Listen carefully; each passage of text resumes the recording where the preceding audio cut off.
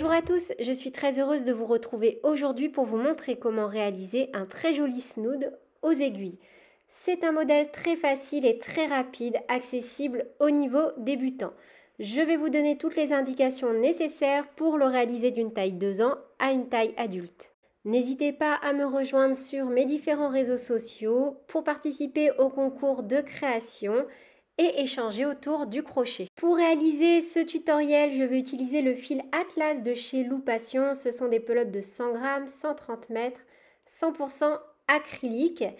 Et je vais également utiliser des aiguilles circulaires. Je vais utiliser des aiguilles taille numéro 6. Dans ce tutoriel, je vais vous donner toutes les indications pour réaliser donc d'une taille bambin à partir de 2 ans jusqu'à une taille adulte, une taille homme. Au niveau donc des dimensions, pour ma plus petite taille, je suis sur 21 cm de largeur et 13 cm de hauteur. Et pour une taille femme, donc celui-ci c'est le mien, on est sur 23 cm de largeur et 16 cm de hauteur.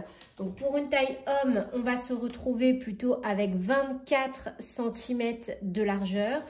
Et au niveau de la hauteur, on peut garder 16 cm et pourquoi pas aller jusqu'à 18 cm.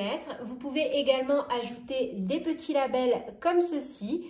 C'est un modèle vraiment super facile et rapide à réaliser. Donc là, je l'ai réalisé avec le fil Atlas. Vous avez vraiment de nombreux coloris. C'est un point bien extensible, donc il s'agit du point mousse. Et vous pouvez, si vous le souhaitez, donc le réaliser avec d'autres coloris. Par exemple le violet, le vert olive avec lequel j'ai déjà réalisé la veste Jane. C'est à vous de voir en fonction de vos goûts et de vos envies. Au niveau des aiguilles, je vais donc utiliser des aiguilles circulaires en taille numéro 6. Et au niveau donc de mon fil, on est sur du 60 cm. On va donc venir prendre la queue de fil et la tirer sur la droite comme sur les images. Donc là, moi je veux environ une vingtaine de centimètres au niveau de la dimension de mon snood. Donc je vais mettre environ 1 mètre du côté droit. Et avec le fil de la pelote, je vais venir faire le tour de mon pouce et donc le fil de la pelote se retrouve à gauche et la queue de fil à droite. On vient prendre notre aiguille et on va venir donc la glisser dans la boucle comme ceci. Et avec le fil de droite, donc la queue de pelote, on va venir faire le tour de l'aiguille de la droite vers la gauche et passer notre fil comme sur les images. Vous pouvez mettre la petite molette pour ralentir si vous le souhaitez. Et à chaque fois, donc, on va venir faire le tour de notre pouce avec le fil de gauche et le tour de l'aiguille avec le fil de droite. Vraiment, n'hésitez pas à mettre ralentir sur les images ou bien aller voir la première vidéo que j'ai fait de tricot sur ma chaîne où je vous montre vraiment tout doucement comment monter vos mailles avec cette technique. Bien sûr, il en existe plusieurs. Celle-ci, c'est celle que moi j'utilise, mais si vous êtes à l'aise avec une autre technique, n'hésitez pas. Donc, en fonction de la taille que vous souhaitez réaliser, vous allez venir monter le nombre de mailles souhaitées. Donc, moi, pour ma taille, je viens faire 63 mailles sur mon aiguille.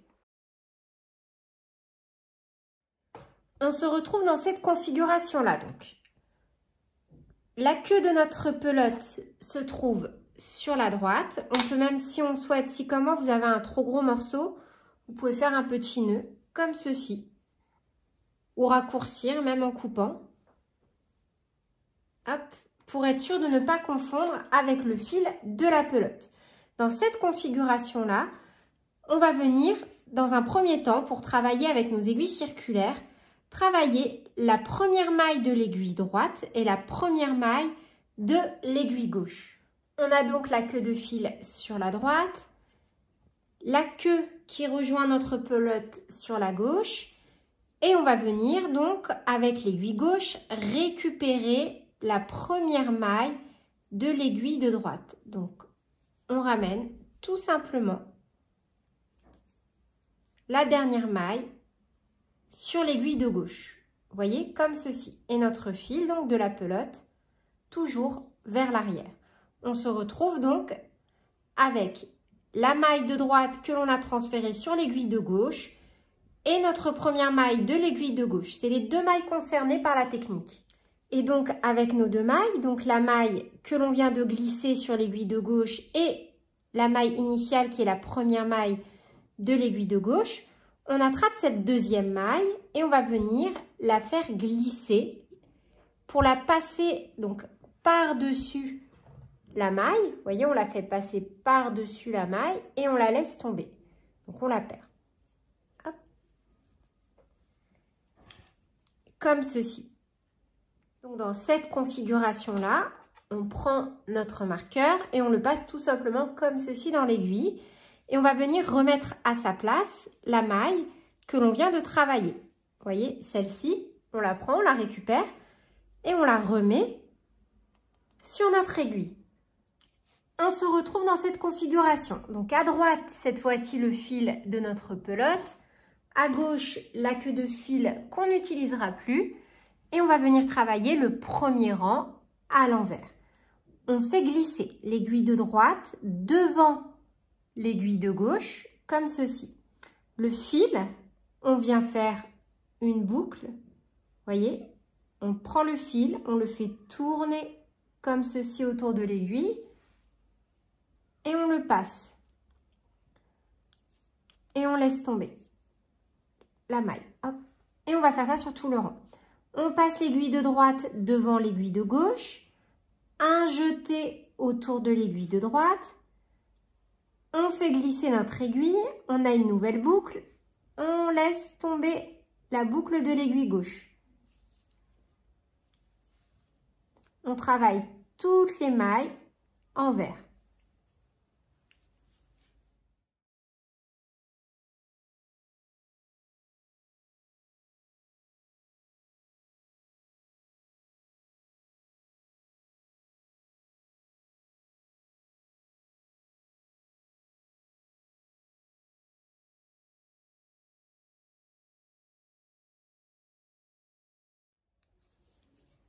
Et la dernière, idem. Arrivé au marqueur, on passe notre marqueur de l'autre côté. Et cette fois-ci, au lieu de travailler en vert, on va travailler en droit. Le fil passe derrière. Au lieu de piquer comme ceci vers l'avant, on va piquer vers l'arrière. Voyez, cette fois-ci, l'aiguille de droite ne passe plus devant, mais elle passe derrière. Et le fil, un jeté, et on passe. On pique l'aiguille de l'avant vers l'arrière et le fil fait un tour de la droite vers la gauche. On passe l'aiguille et on fait glisser notre boucle. Et on répète ça donc sur tout le tour. Cette fois-ci, on travaille les mailles en droit.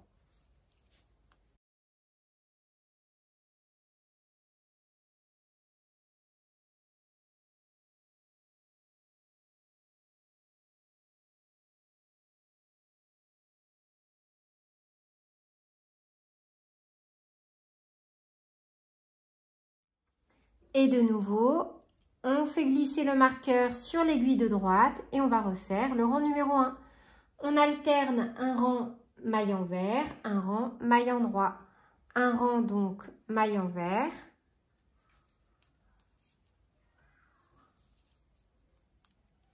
Pour le rang numéro 3.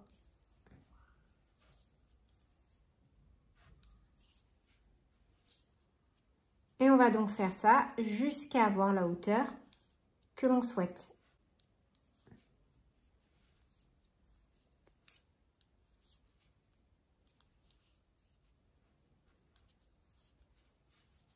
Donc moi, pour ma taille, je me suis arrêtée sur 15 cm et sur un rang en vert. Puis, on va venir rabattre nos mailles. Donc pour ça, on va enlever notre petit marqueur et positionner le fil derrière. On va venir crocheter les deux premières mailles normalement. Donc, à l'endroit, 1 et 2. Puis, avec l'aiguille de gauche, on va attraper la deuxième maille, qui est la première maille du rang, et on va venir la faire passer comme ceci, par-dessus la maille qui est le plus à gauche. Vous voyez, on vient de fermer une maille. Et on va travailler comme ça toutes nos mailles. Donc, on pique, on fait normalement une maille à l'endroit. On prend la deuxième maille avec l'aiguille de gauche et on vient faire passer la boucle par-dessus cette boucle-là. Et on va faire ça sur tout le tour. Donc, on crochette la première maille à l'endroit, on attrape la deuxième et on la fait passer par-dessus notre autre boucle.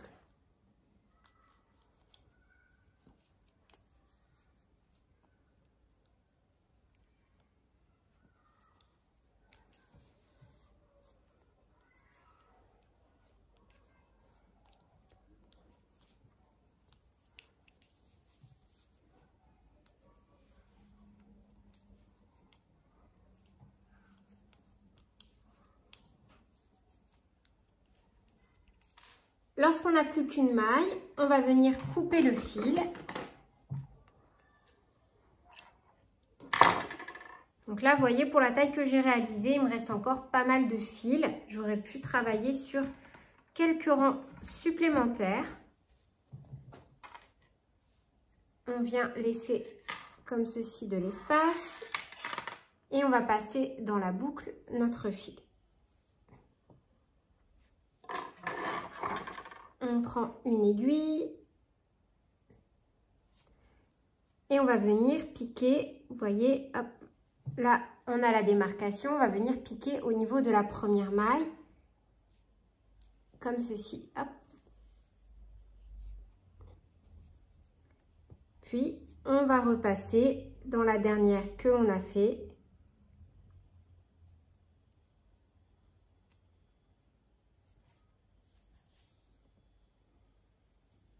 Comme ceci. On n'a plus qu'à venir cacher notre fil. Vous pouvez, si vous le souhaitez, venir agrémenter votre petit snood avec un label. Il y en a pour tous les goûts sur la boutique Loupation. N'hésitez pas à me dire en commentaire si vous souhaitez d'autres tutoriels spécial tricot sur ma chaîne. Sur ce, je vous fais plein de bisous, prenez bien soin de vous et à très bientôt pour de nouveaux tutoriels. Salut!